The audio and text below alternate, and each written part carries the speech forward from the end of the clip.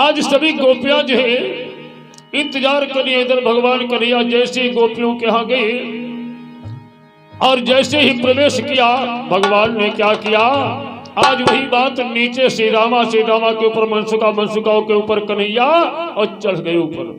जैसे मटकी में हाथ लगाया मटकी एकदम हाथ से छूटी। लिखा है कि जैसे मटकी में हाथ लगाया मटकी छूट गई और जैसे मटकी छूटी जमीन पर आकर के गिरी है।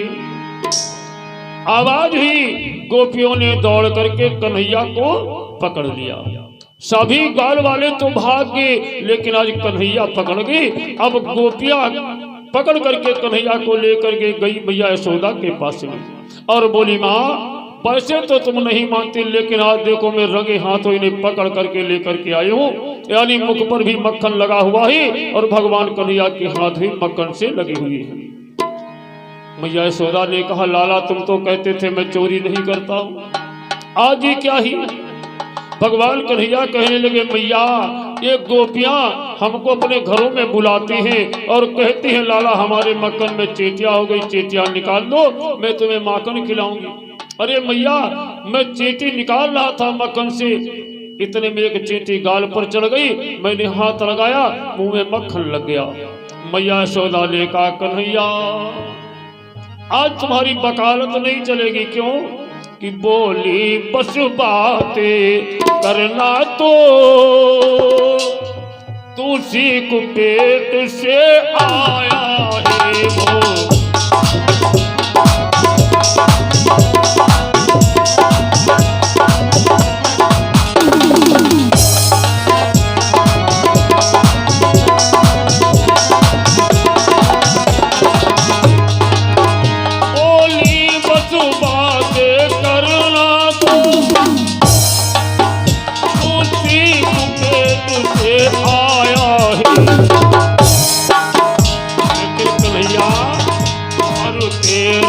आज वकालत की चलनी ने यहाँ पर आया है पर।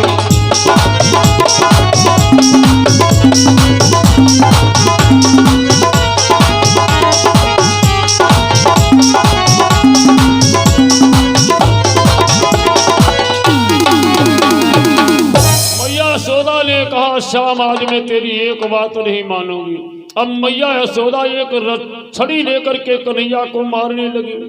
जब कन्हैया को मारने लगी छड़ी लेकर के सुखदेव जी महाराज कहते हैं आज देखिए भक्त की मार भगवान खा रहा है। मैया यशोदा कन्हैया को मार नहीं अपना लाला समझ करके, लेकिन है वो क्या है वो ब्रह्म। आज जीव की मार ब्रह्म खा रहा है। ये क्या है बोली ये प्रेम है। लेकिन आज मैया यशोदा के अंदर क्रोध है। लिखा है कि माँ यशोदा झुंझुलाई रे जान रहे मुस्काई रे कान रहो मुस्काई रे सब रे बाला ठाणे देख सको न को बचाई रे सब रे बाला ठाणे देखे मधुर मधुर मुस्काई रे सब रे बाला ठाणे देख सको न को बचाई रे सब रे बाला ठाणे देखे मधुर मधुर मुस्काई रे।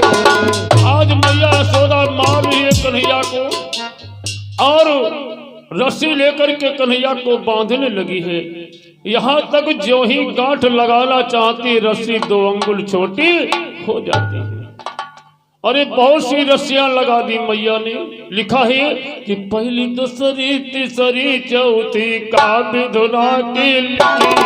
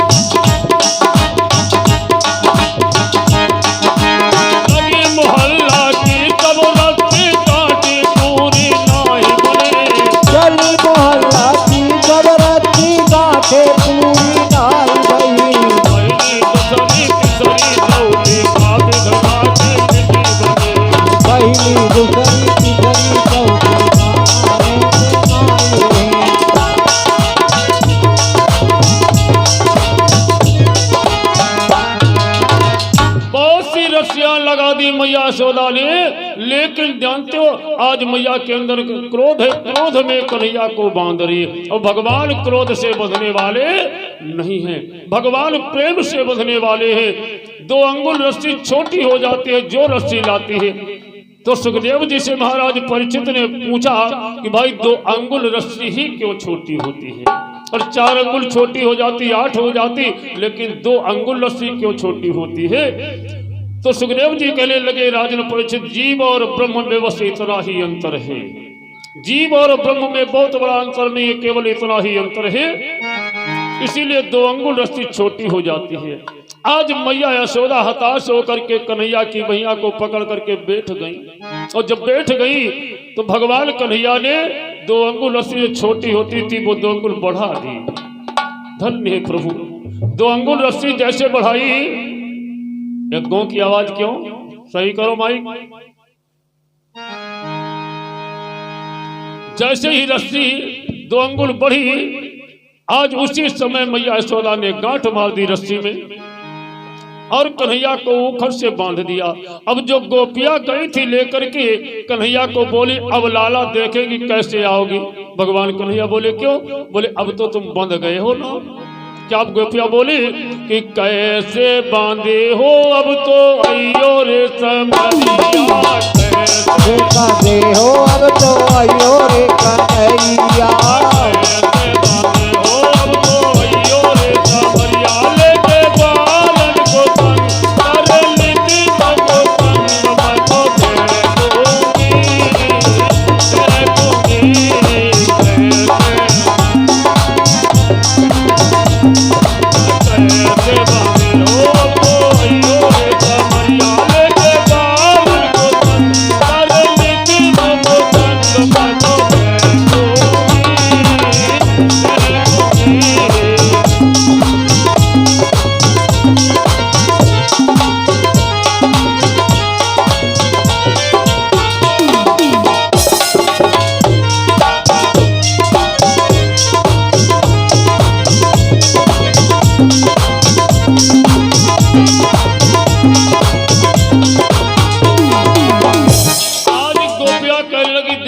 कैसे कन्हैया आओगे।